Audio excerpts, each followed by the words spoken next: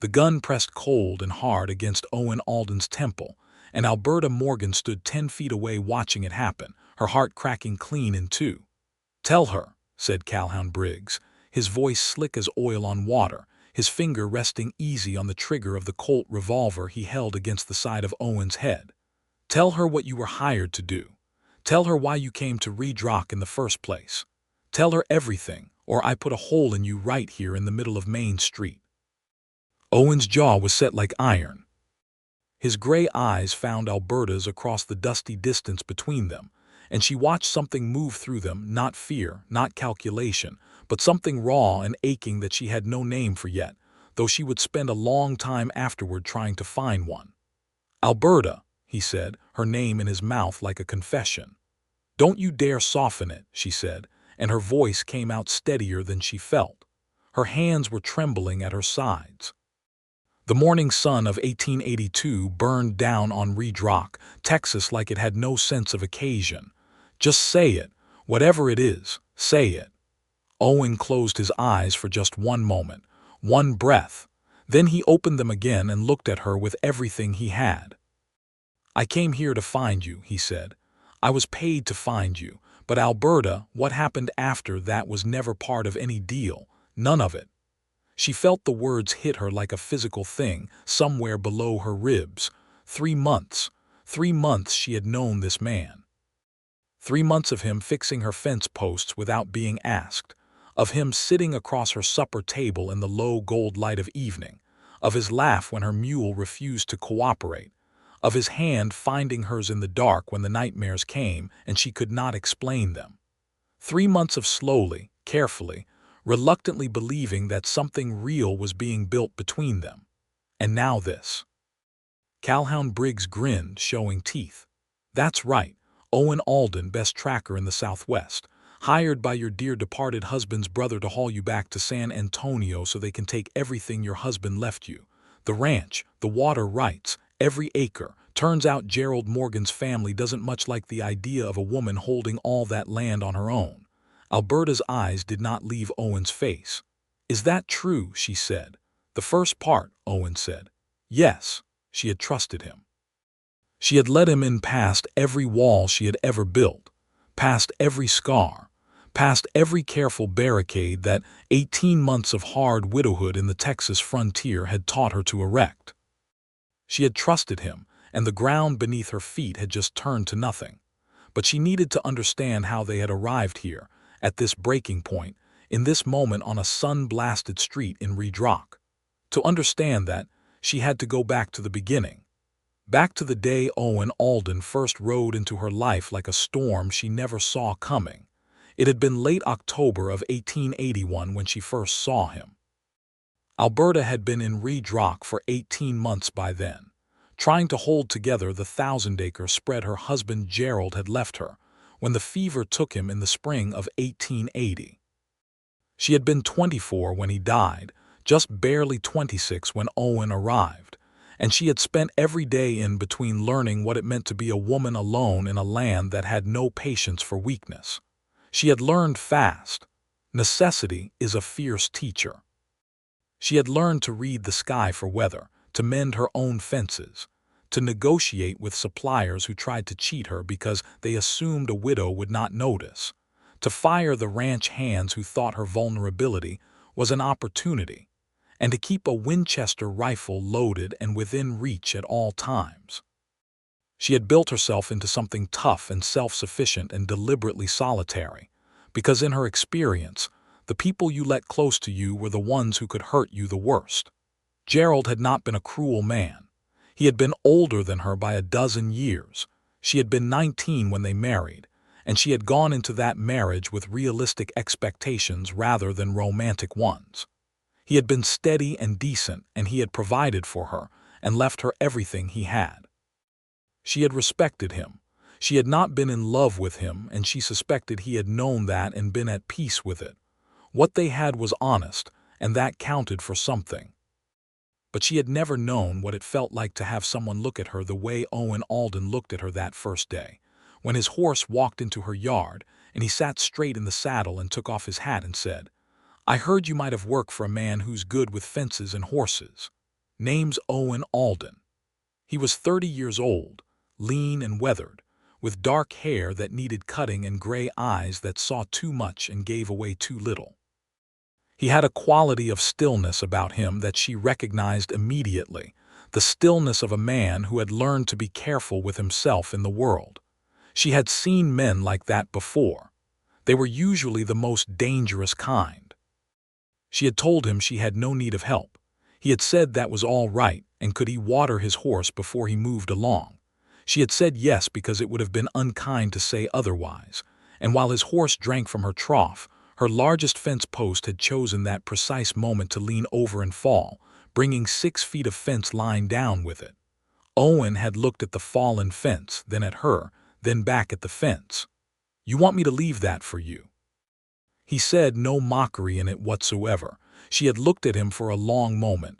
Then she had said, "You know how to set a post properly. My father taught me when I was 9, never forgot it. I pay fair wages," she said. "I don't ask for more than fair," he said. That was how it began. What Alberta did not know then, what she would not learn until that terrible morning in Redrock's Main Street with Calhoun Briggs and his revolver, was that Owen Alden had not arrived in her yard by chance.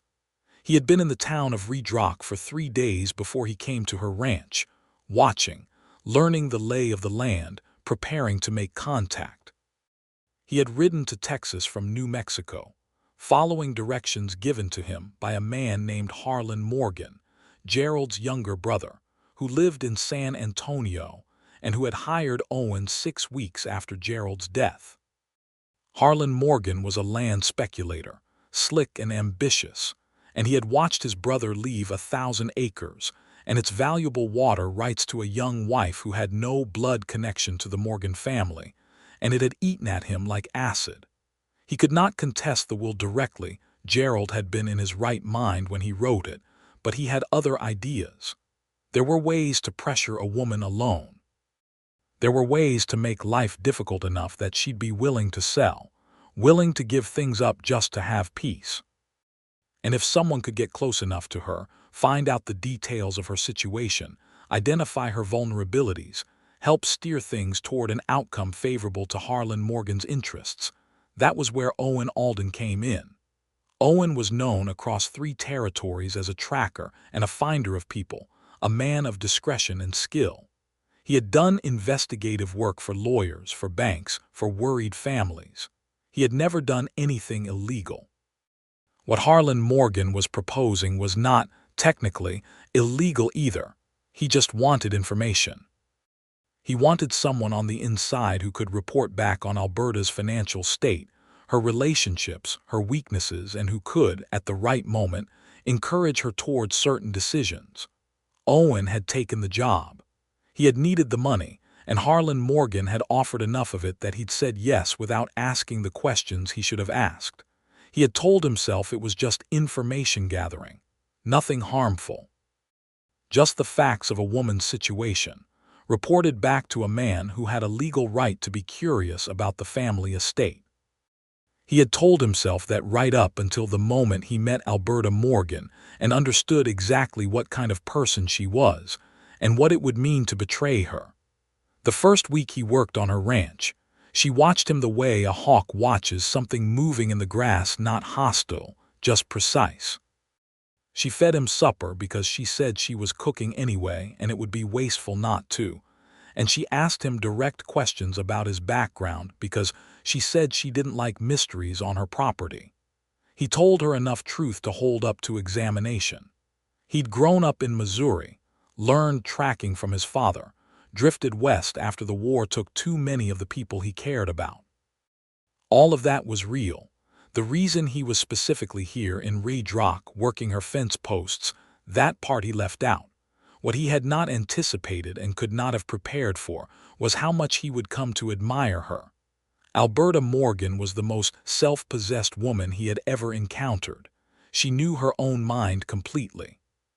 She had no patience for dishonesty or pretense, and she had a way of asking a question that made you feel as if she already knew the answer and was simply giving you the chance to be honest about it before she told you what she'd already figured out.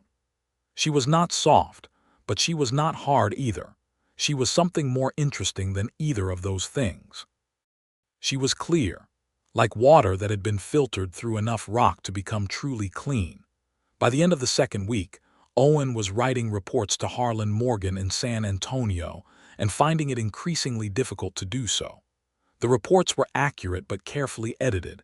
He mentioned that the ranch was financially stable, that Alberta had competent neighbors and a reasonable reputation in town, that she showed no signs of wanting to sell.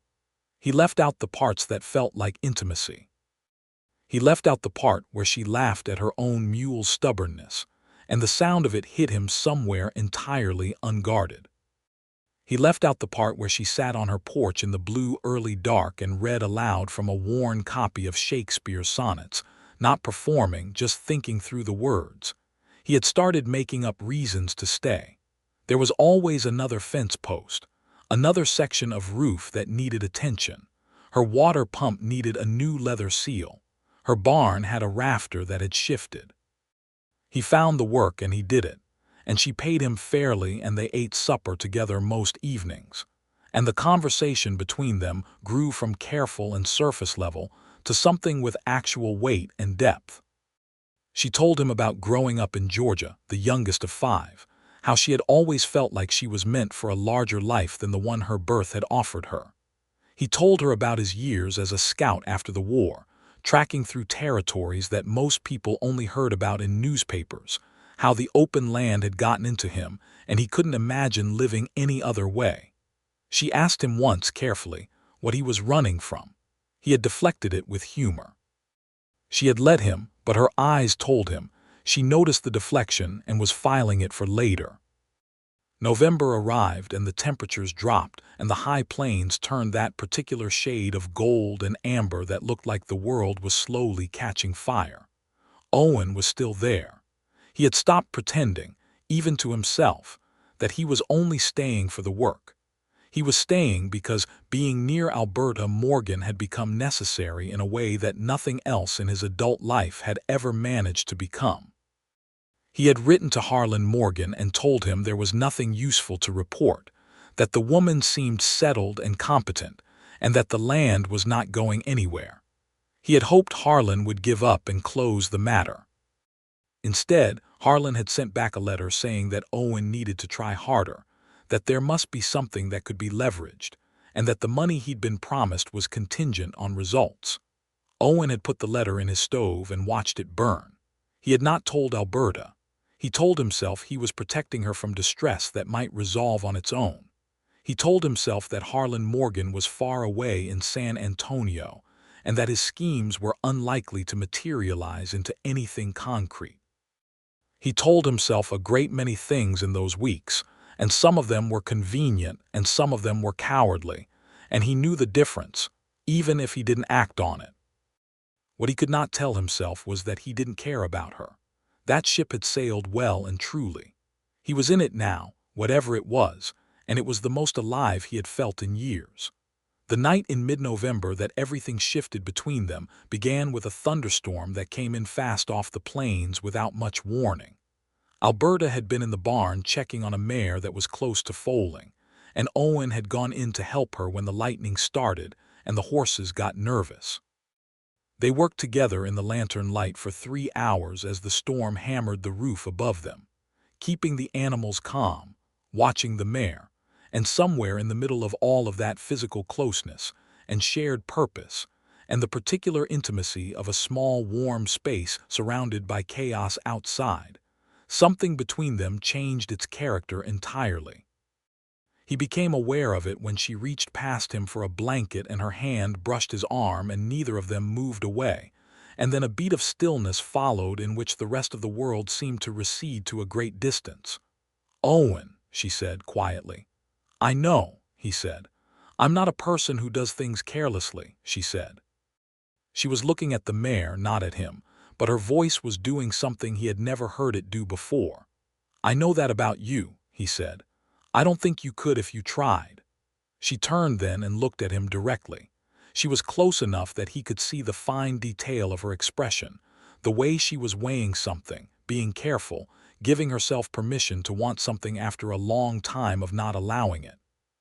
"Whatever this is," she said, "I need you to understand that I am not a woman who will be managed or maneuvered.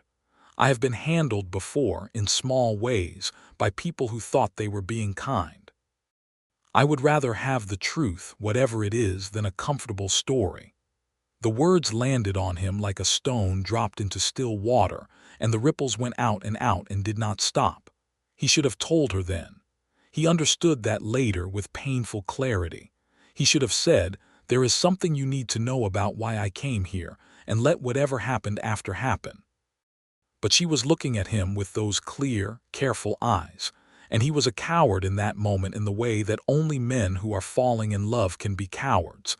And he said nothing about Harlan Morgan or the letters or the job he'd been paid to do.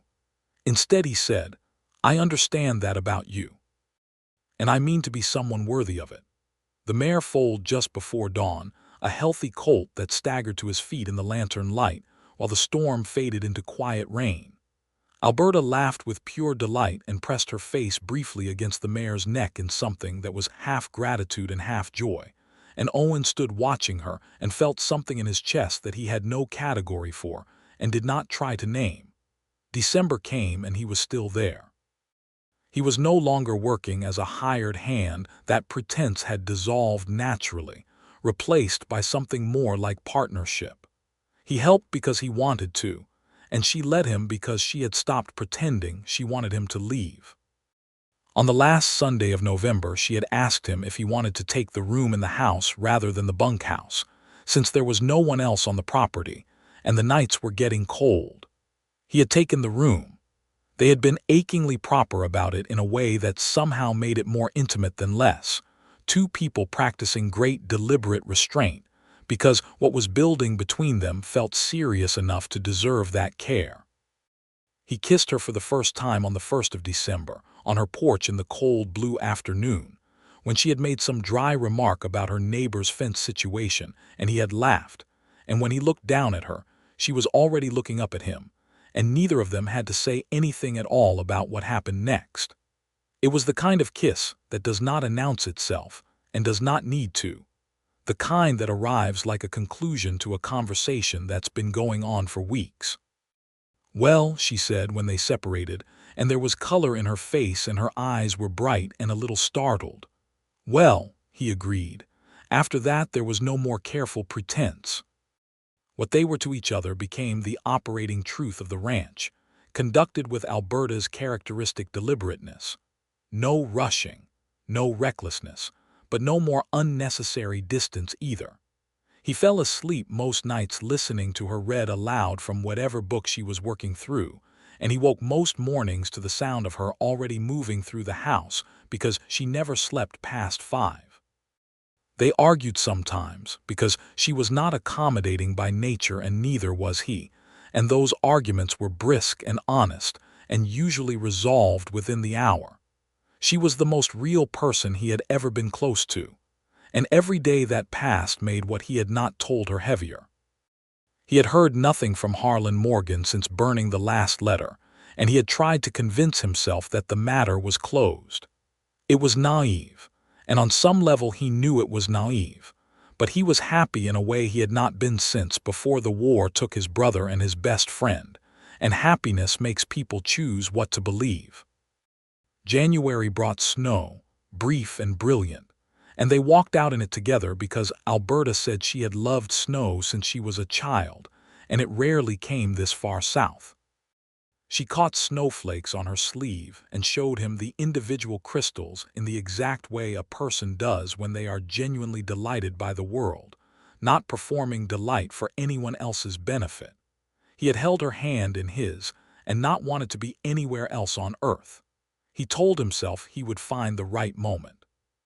He told himself he would tell her everything, explain Harlan Morgan and the letters and the way he had burned them and stopped cooperating, and she would understand that whatever he'd done at the beginning, everything that came after had been real. He told himself this until it became a habit of postponement rather than a plan. Then February arrived, and so did Calhoun Briggs. Briggs was a man who moved through the world as if it owed him a debt. He was broad-shouldered and well-dressed in the manner of someone who wanted to project prosperity, and he arrived in Redrock on a cold Tuesday morning with two men behind him who had the quiet watchfulness of hired guns.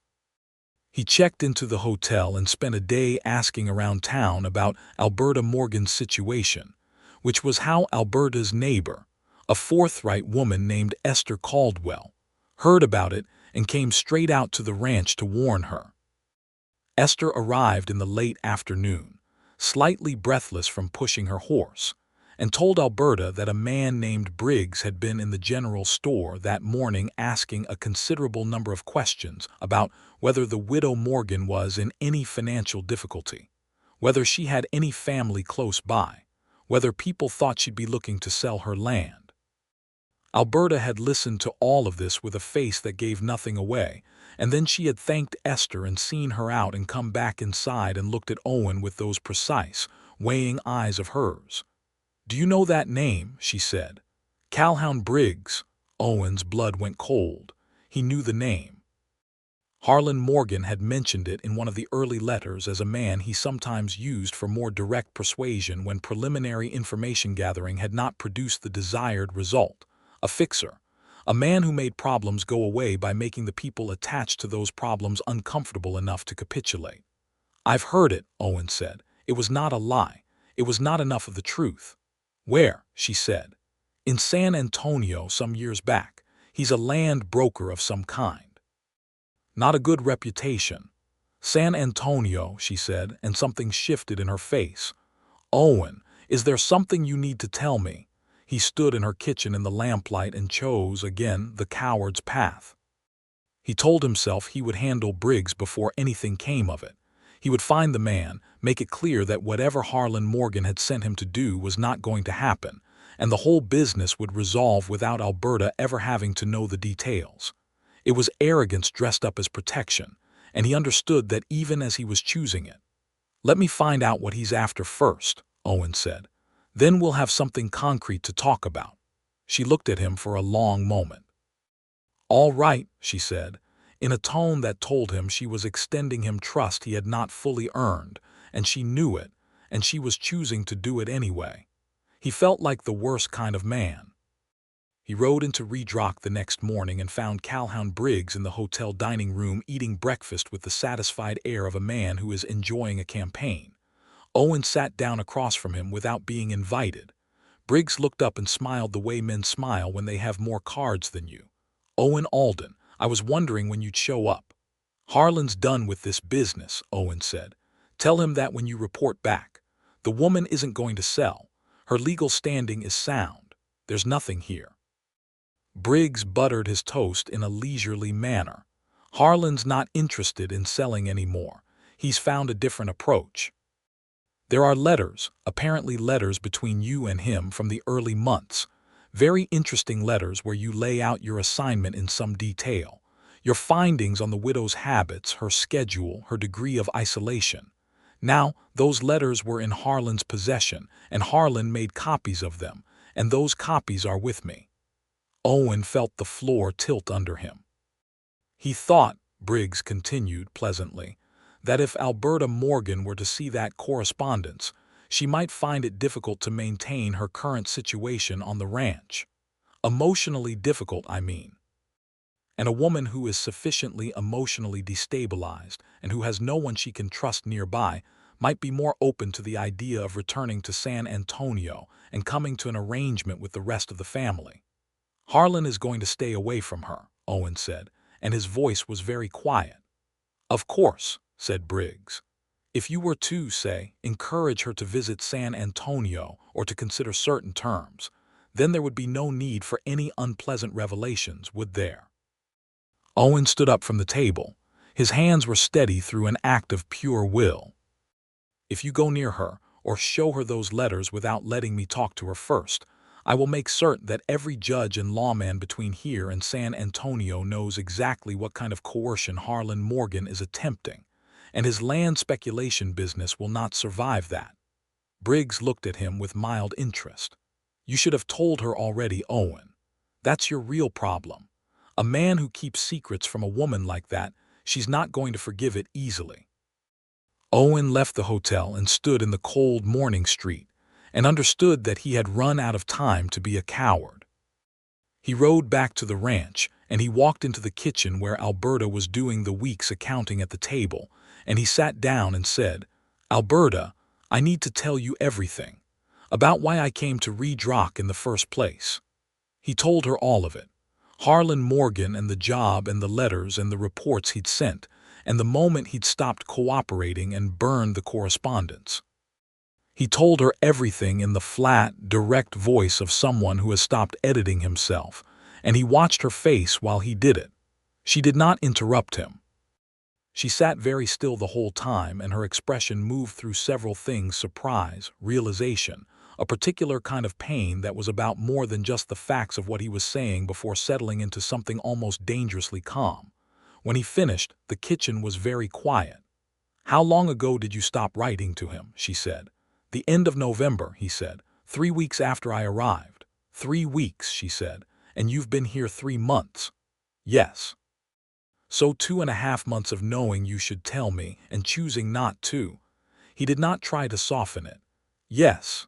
She stood up from the table and walked to the window and looked out at the yard for a long time. He waited. "I need you to leave the house for a while," she said finally. "I need to think." He left. He went to the barn and worked, because working was the only thing he knew to do with himself when he could not bear to be still. He fixed a wheel on the wagon that had been loose for a week. He mucked out 2 stalls. He talked quietly to the horses because they were uncomplicated company and because he needed something uncomplicated. 2 hours passed. She came to the barn door. "The man in Redrock," she said. "Briggs, he has those letters. Copies of them, yes. I want to go to Redrock tomorrow and have a conversation with him myself," she said. "Alberta." "I'm not asking your permission," she said precisely. He closed his mouth. "All right," he said. She studied him for a moment. "I haven't decided what to do about what you told me. I need more time. But the Briggs situation needs handling, and I intend to handle it, and I'd like you there in case it becomes physical." "Of course," he said. It was not forgiveness. It was not anything near it. But it was something, and he was in no position to ask for more.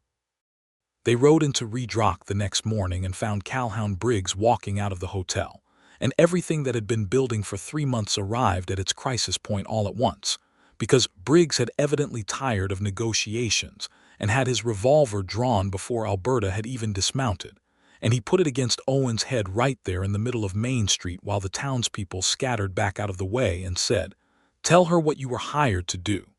And Owen had told her. Again. All of it.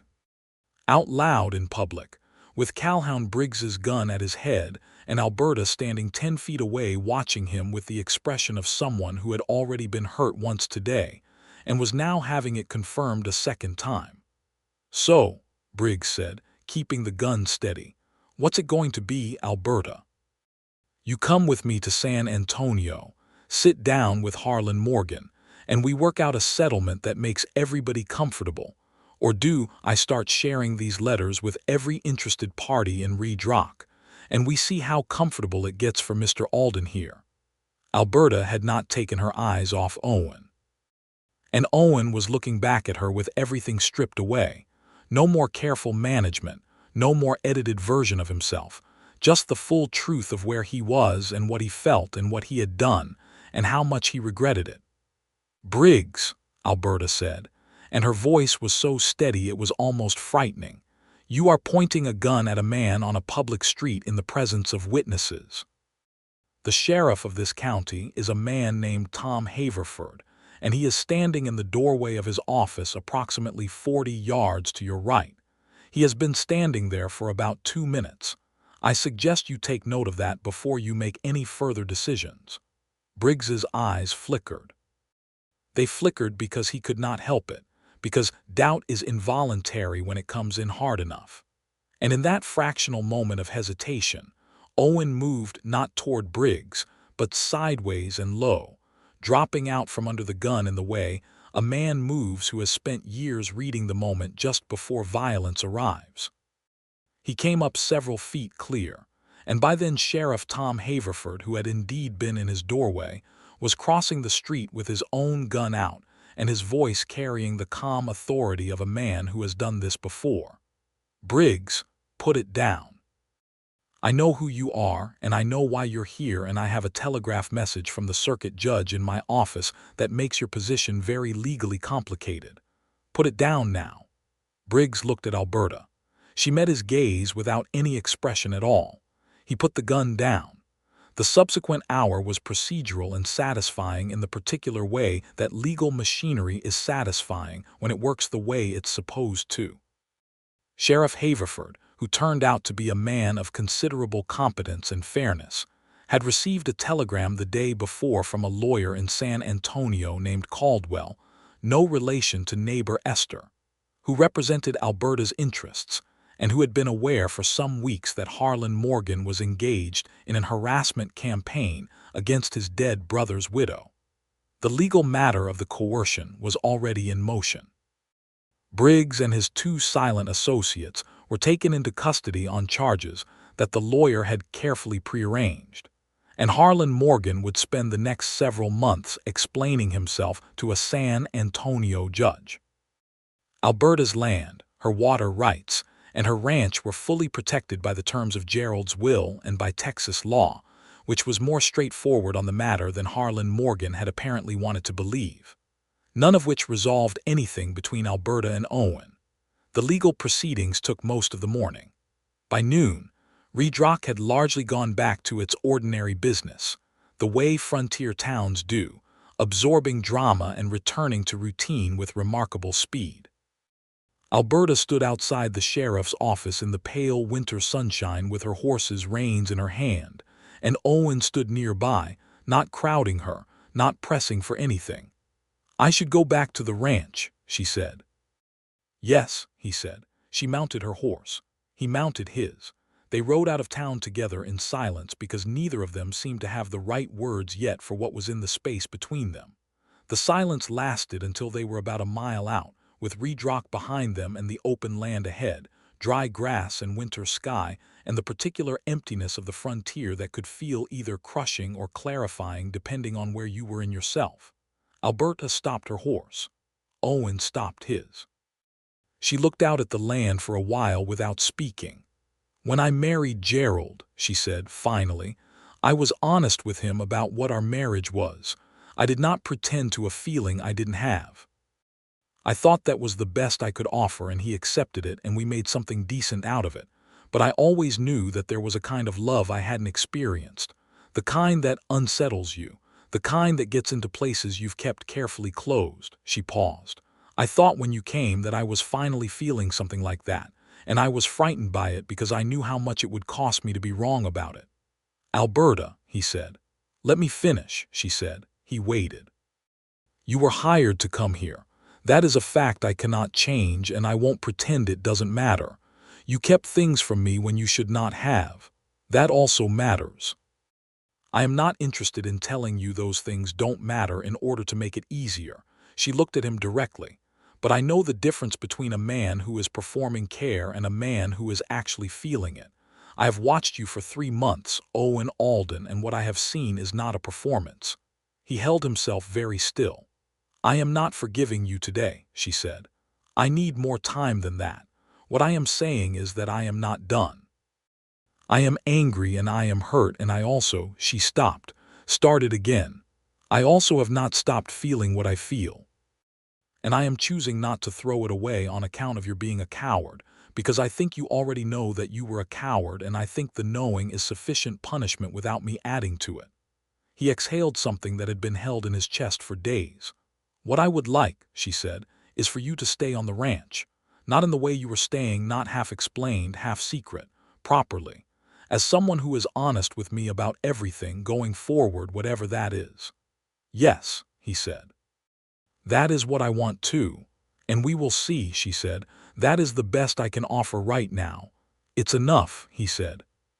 She turned her horse back toward the ranch, and he rode beside her, and the winter land opened up around them, and he thought that if he could spend the rest of his life earning the trust of this particular woman, he would consider himself well occupied.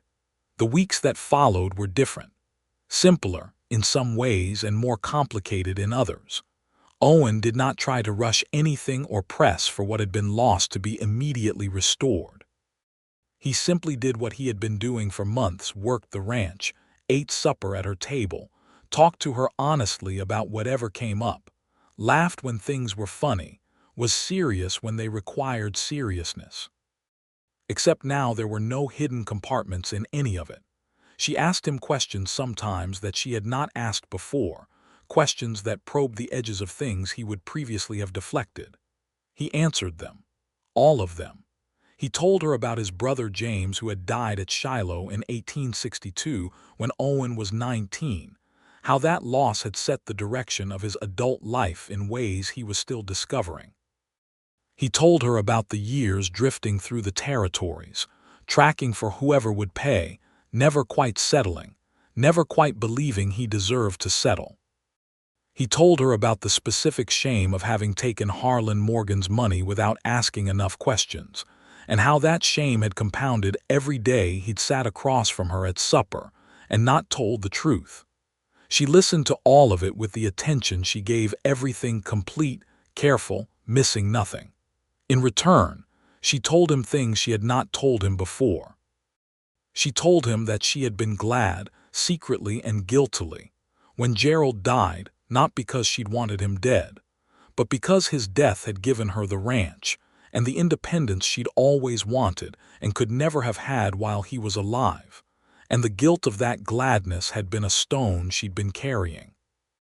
She told him that the hardest part of running the ranch alone had not been the physical work or the financial pressure, but the loneliness, which she had refused to name as loneliness, because she'd been afraid that naming it would make her weak. She told him that when he came into her yard that first October day and set the fence post right without being asked, something in her had recognized him before her mind had a name for what it was recognizing. These exchanges had the quality of treaty negotiations, deliberate and careful, each one building something that was more durable for being slowly constructed. She was not a person who gave herself quickly or lightly, and he had come to understand that her slowness was not reluctance but precision. She was making certain that what she built would last. March arrived. The land was warming up and the first tentative green things were coming back to the dry grass, and there was a kind of quality to the evenings that felt like the world reconsidering itself. One evening they were sitting on the porch after supper, the way they often did, watching the sky do the things the Texas sky does at dusk, and Alberta said, without preamble, in the way she had of simply stating what she was thinking rather than leading up to it, "I have forgiven you." He looked at her. "I have been thinking about it carefully," she said, "about what it means and whether I'm doing it for the right reasons or whether I'm doing it because it's easier. And I've concluded that I'm doing it because I believe you are genuinely different than you were when you arrived, and because the person you are now is someone I want near me, and because holding the original wrong indefinitely costs me something I don't want to pay." She paused. "That is my reasoning." "Alberta," he said, and stopped. "You don't have to say anything," she said. "I want to," he said. He thought for a moment about how to say it accurately, in a way that matched what he actually felt rather than what sounded right. "I came here for the wrong reasons and stayed for the only right one. You are the most consequential thing that has ever happened to me. I don't expect you to take that on faith. I just want you to know I am not going anywhere, and I am not going to be a coward about anything again." She looked at him for a long moment. Then she reached over and took his hand, the way she sometimes did in the dark when things were heavy, except the sky was bright with dying color, and this was not about comfort but something else entirely. "Good," she said. In April he asked her to marry him.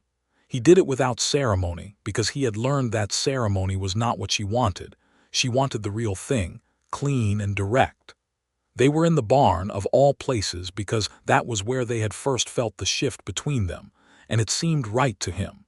He said he wanted to spend his life next to her, and that he would like to make that permanent and official if she would have him, and that he understood if she needed time. She looked at him with those clear, steady eyes. "I don't need time," she said. Yes. He kissed her in the smell of hay and horses and spring coming through the barn doors, and she put her hands on either side of his face the way she had never done before, and the world went very still and very good. They were married in June 1882 at the small church in Redrock, with Esther Caldwell and her husband Tom in the front row, and Sheriff Haverford standing toward the back with his hat in his hand, and a dozen other neighbors and townspeople who had grown fond of Alberta during her years of running the ranch with such determined competence. The minister was a young man named Reverend Dawes, who had the good sense to make the ceremony clear and warm and not overly long. Alberta wore a dress of pale blue cotton that she had made herself because she was not interested in impractical things, and her dark hair was pinned up with some care. And Owen thought, watching her walk toward him, that he had never seen a person look more entirely like themselves at a moment that called for it. He had traded his usual worn clothes for a proper suit, dark wool, a little formal for the Texas heat, and she had looked at him when he appeared in the church doorway, and the corner of her mouth had lifted in that particular way that meant she was more affected than she was going to announce. They said their vows in the direct, traditional way, and they meant them, and when the minister pronounced them husband and wife, and they turned to face the small congregation, Esther Caldwell was crying with the cheerful abandon of a woman who cries easily at weddings and makes no apologies for it.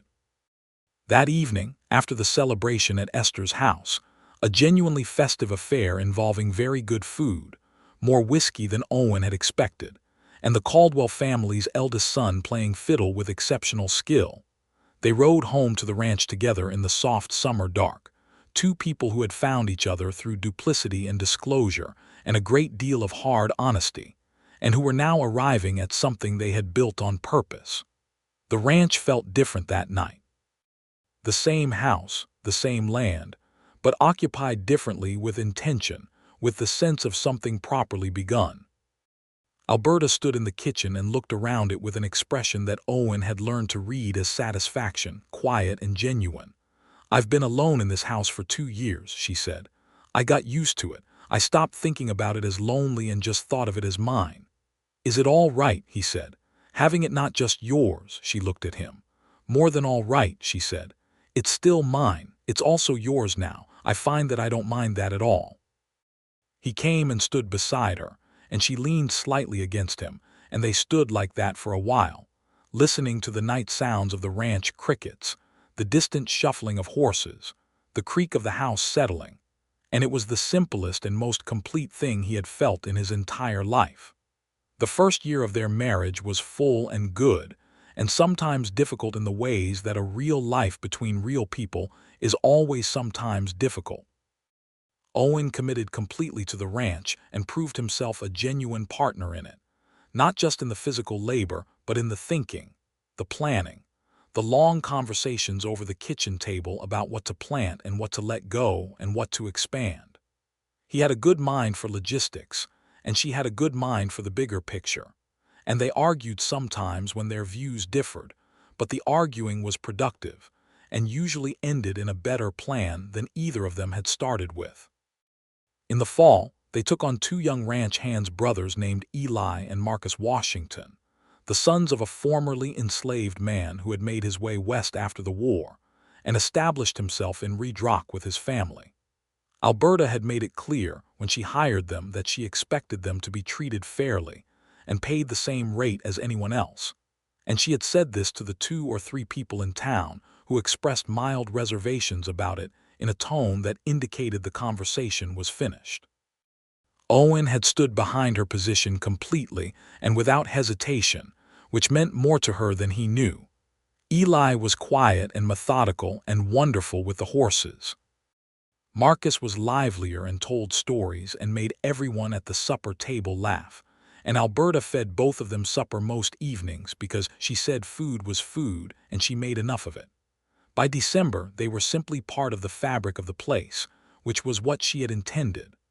Owen wrote a letter to Alberta Morgan in November. He had thought about it for months and decided that silence was not the right approach. The letter said simply and clearly that Harlan had lost his case in the San Antonio court, that Alberta's ownership of the ranch was absolute and permanent, and that if he attempted any further interference in their lives, Owen would personally ensure that every detail of his coercion attempt became public knowledge in every city where his business operated. He sent the letter and he told Alberta he had sent it, and she read it and said, "Good." He told her everything now. It had become a practice, an operating principle of how they lived together. There was no subject he set aside and no truth he edited because it was inconvenient, and the result was that she trusted him in a way that was, he had come to understand, not something she had ever given anyone before. She had been careful about him in the beginning, and then she had let him all the way in, and the fullness of that trust was something he did not take lightly and would not abuse again. In the spring of 1883, Alberta told him she was expecting a child. She told him in the same direct way she told him everything, over breakfast, with the particular efficiency of someone delivering important news, without unnecessary build-up. He put down his coffee cup and looked at her for a moment where he had no words at all, which was unusual for him. "Are you all right?" she said. "More than all right," he said. He stopped and started again. "I didn't know I wanted this. I don't think I let myself want it. And now I find I want it so much I don't have language for it." She smiled.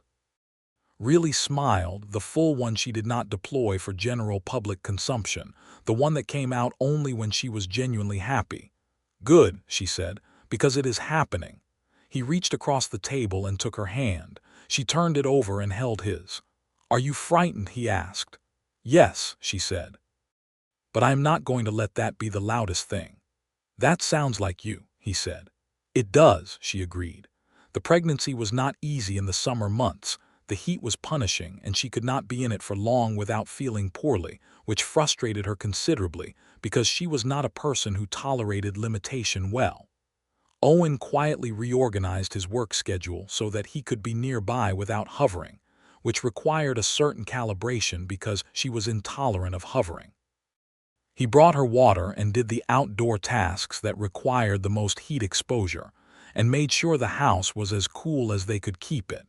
And when she was short-tempered from discomfort, he absorbed it without taking it personally, because he understood that what she needed was not sympathy but simply presence. In the evenings she was more herself, cooler and settled, sitting on the porch and reading while he sat near her, and did whatever work needed doing with his hands, mending tack or sharpening tools or working through the ranch accounts.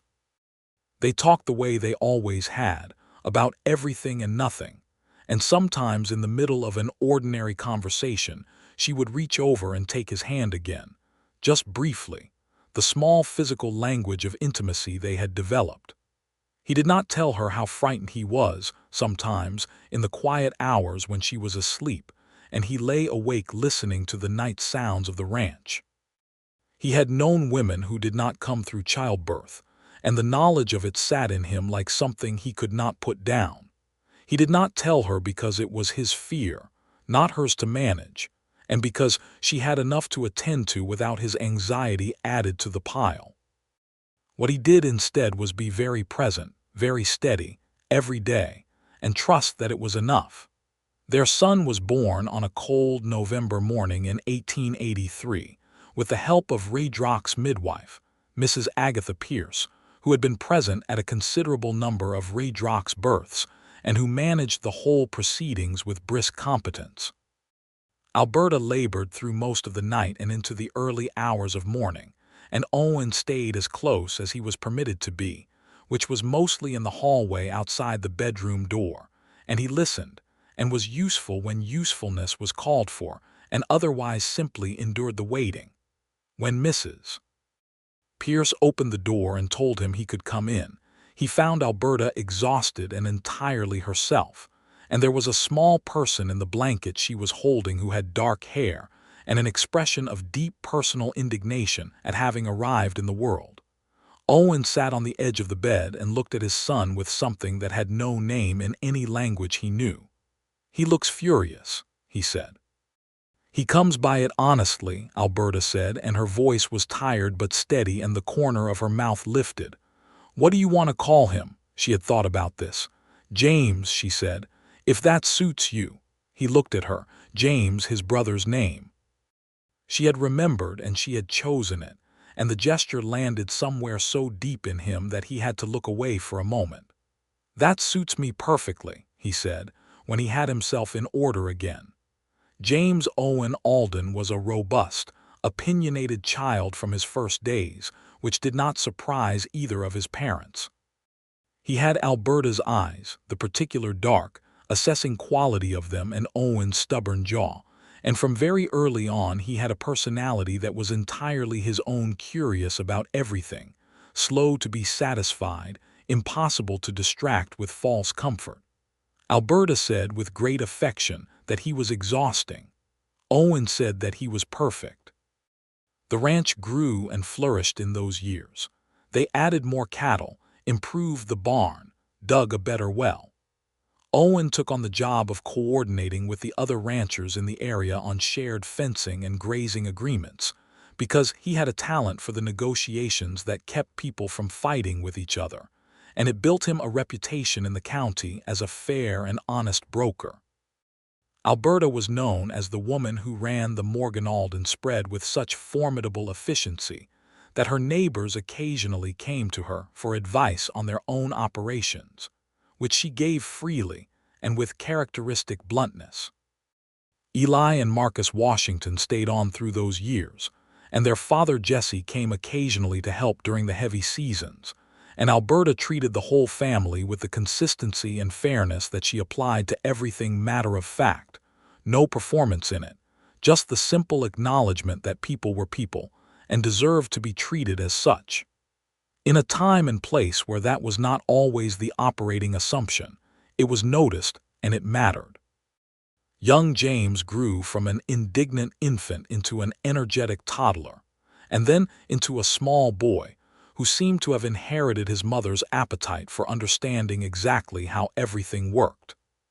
He followed Owen around the ranch, asking questions about every tool and every animal and every task in a steady stream that Owen answered patiently and thoroughly, because he had decided early on that a child's questions deserved real answers.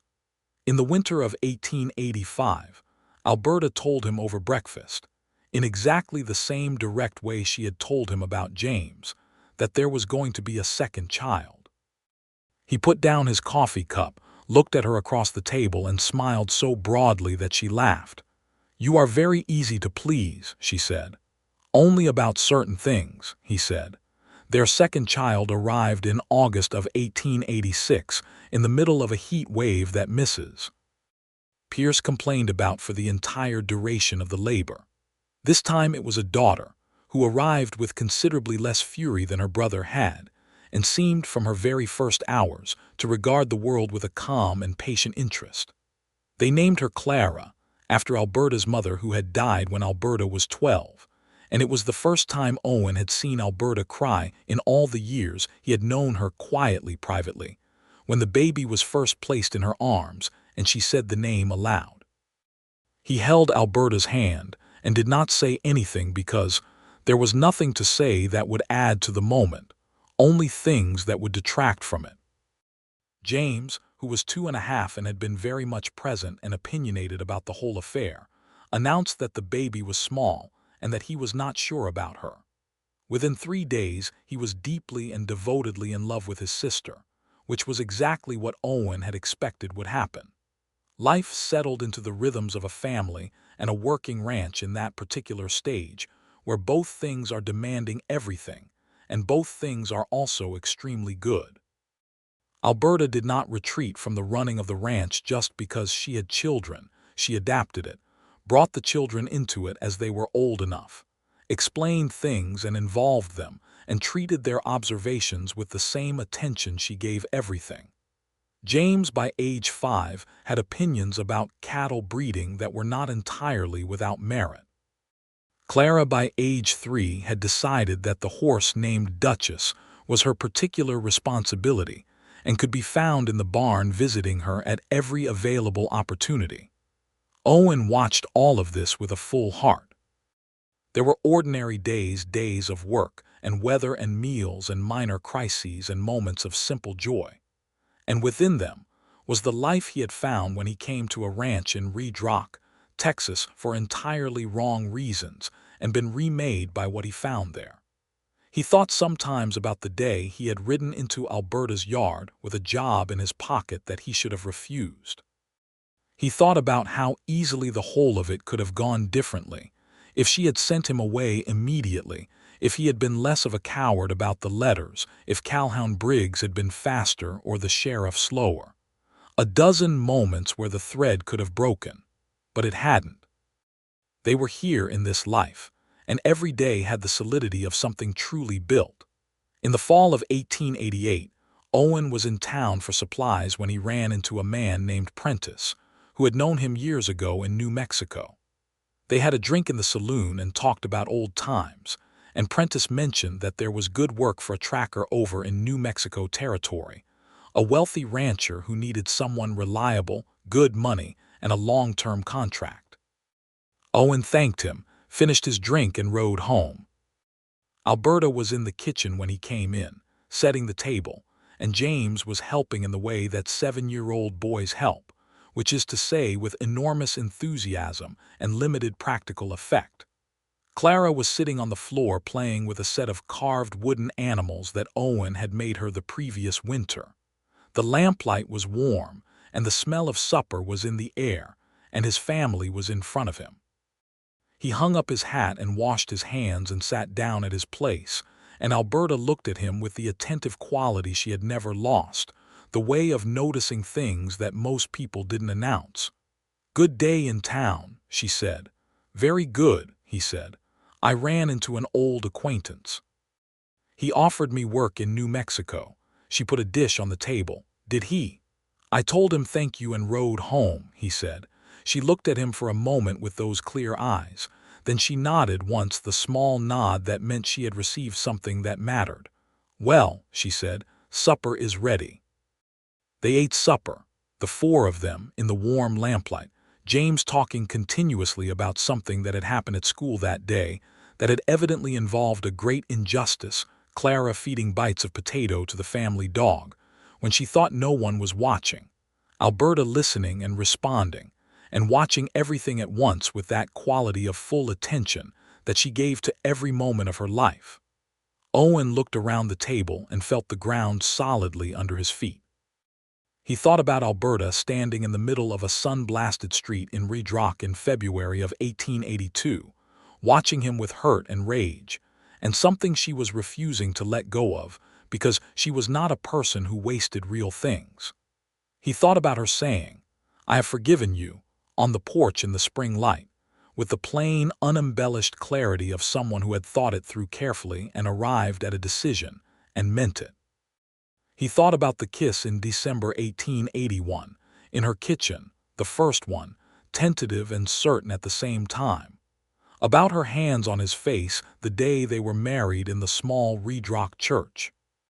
About the look on her face when James was first put in her arms, and when Clara was, and about every ordinary supper and every early morning and every late-night conversation and every argument that ended in a better plan and every moment of the long, clear years.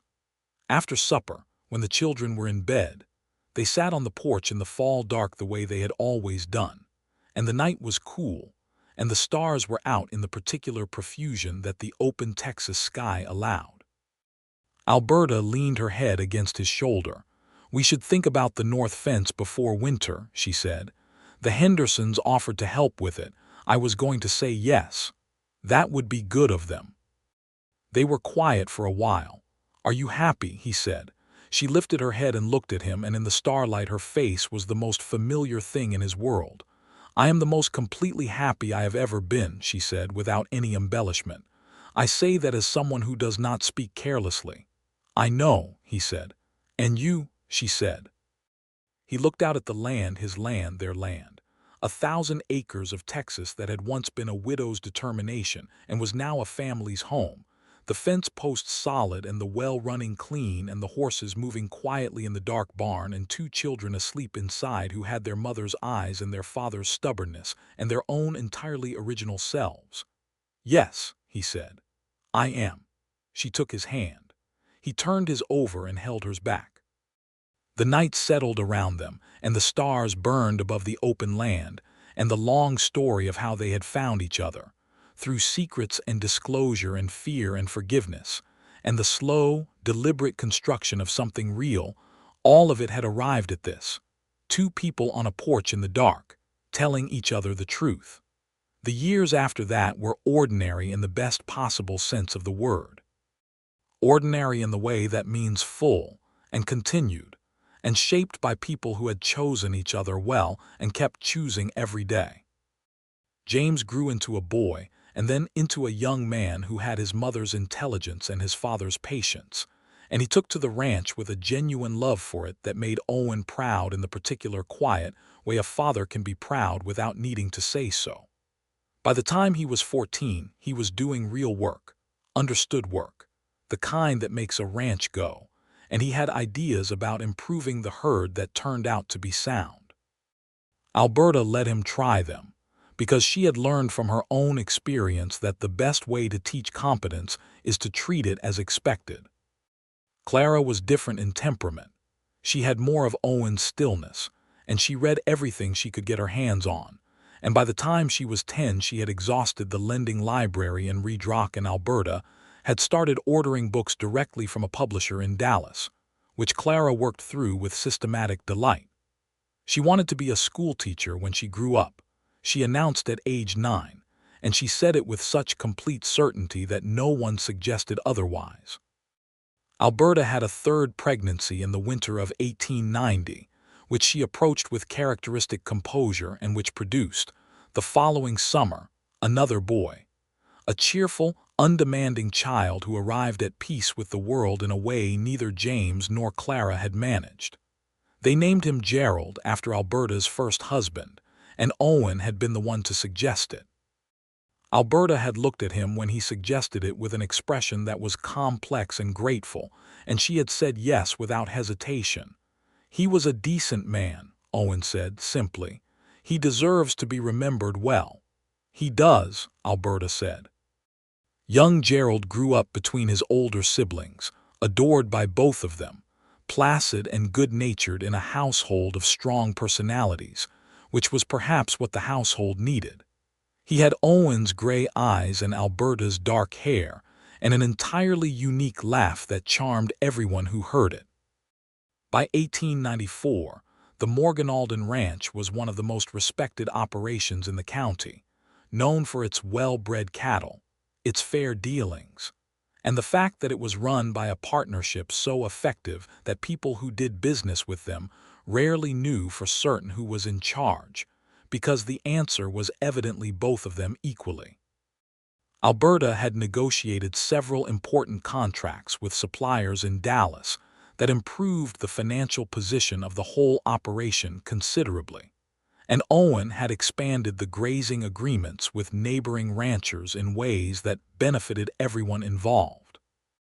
Eli Washington had married a woman named Josephine from a family in the next county, and they had 2 children and a small house on the Alden land, which Alberta had offered them at a fair rent with the option to buy, an arrangement that was somewhat unusual for the time and place, but which Alberta had decided was the right thing to do for people who had been loyal and capable for over a decade.